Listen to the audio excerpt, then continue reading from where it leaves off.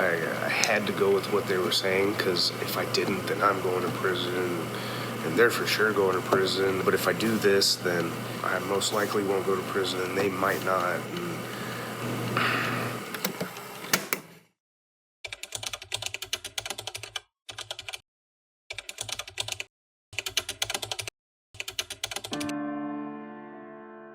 My name's Faith Duncan. I'm 58 years old. I've been locked up 21 years for something I could never do.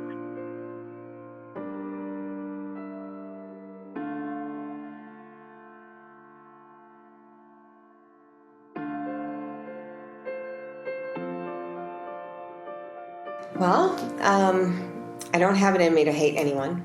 I was raised in a real loving Christian home. I had 3 older brothers. I'm the youngest of 4. We were a very close family, very close, very protective.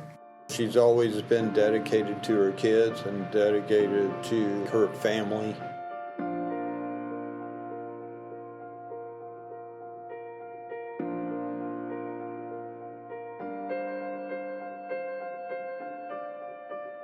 It happened so many times, I can't even really tell you the very first time it happened. He was just always around, only doing drugs, only beating on her. If we unpack the development of those patterns of behavior that lead to what we would externally see as violence, we know that there's a slow progression in the ways that one partner controls the daily activities of the other partner. I didn't see that at first because he was nice and everything going great, but later on I started picking up on these things. He abused me, assaulted me, took me, felonious restraint, broke my nose, fractured my hyoid, vandalized my car. All the times he beat on my sister, he would go in, he'd get arrested, he'd be bailed out, like be back home smoking crack before she's even done filling out the report. I moved away from him, but he let me know he knew where I was and he could get to me anytime. And there were times that I did meet with him, and we hung out for a little bit, because when he wasn't high, he was wonderful when he wasn't high. That's one reason I kept staying with him. And I loved him.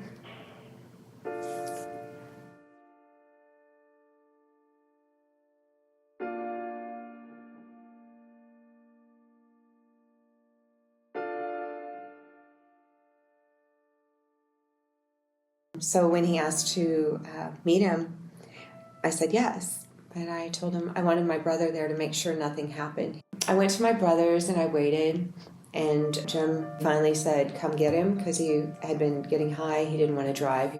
But we went down to the river to shoot off fireworks. Jim told me down by the river, he wanted me to drop charges, and I said I couldn't. The state picked him up. He said, well, I'm going to have you killed and your family. I'm going to do it myself when I get out. It was starting to get angry and belligerent with me. And I heard Jim yelling at my sister, and I started walking that way. And then he calmed down, and his voice was at a normal level. I said, we're done. I said, we're done. We went ahead and got everything together. We were getting back in the car, and we're heading back up to my parents' house. And on the way back, he said, I'm going to get your family, fuck it. And right then is the instant I shot him. I didn't even think about it. I just, real quick. Abusive partners will forecast their behavior. And because we love them, we don't want to believe that that's true. But what we found in the research is that with almost absolute certainty, a statistical correlation of like a 0.97, if someone threatens to hurt you, if you don't amend your behavior, given time and opportunity, they are going to physically or sexually assault you. What happened is Lucy was driving, the decedent was in the passenger front seat. Lucy's brother, who was an ex-Marine, and the shooter was in the rear passenger seat right behind the decedent, and Lucy's 14-year-old son was behind Lucy, so he was diagonally about 3 feet away from the decedent. Neither one of them knew what happened.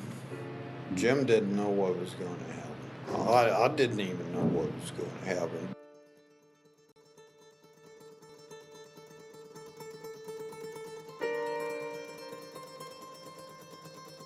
They always alleged that it was a premeditated, planned, deliberate murder masterminded by Lucy. And the problem with that is that the sole material witness against Lucy was her 14-year-old son.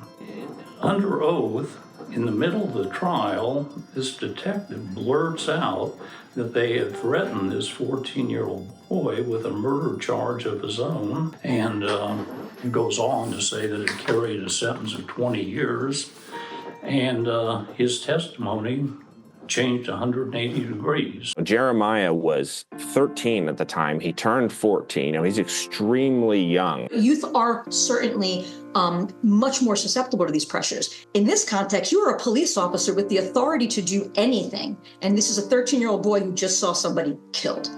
I don't care how gentle you are. That is a situation that is, in and of itself, by the way, even for an adult, sort of at a minimal level, pressuring and coercive before you say anything in the room.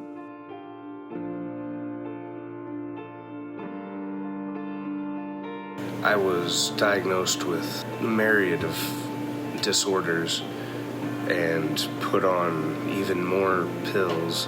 There's about 5 different disorders with like 14 different medications.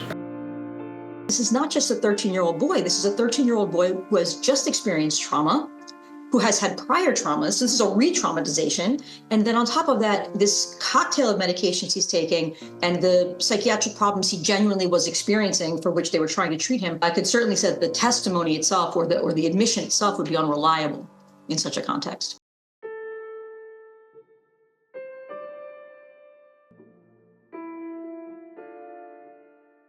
Of course, one of the great ironies about this case is Lucy has life without possibility of parole, whereas the actual shooter, her brother Gerald, is eligible in 2 years for parole in 2027. She's always maintained her innocence from the very beginning until today.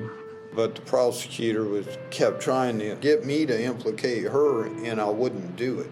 He pled under oath, and the court accepted his plea, and he said she didn't know anything about it. So he will be out, and she has no possibility unless lightning strikes. This has never sat with me as being fair. And a person is dead, and he had 3 children. That is terrible. But you look at the logic of how this all went down, and there's to me a glaring injustice. The longer I'm here, the more my goals or dreams have to change. Now I just want to be a mom. I want to be a grandma. I want to help my children in a way that I haven't been able to for so many years.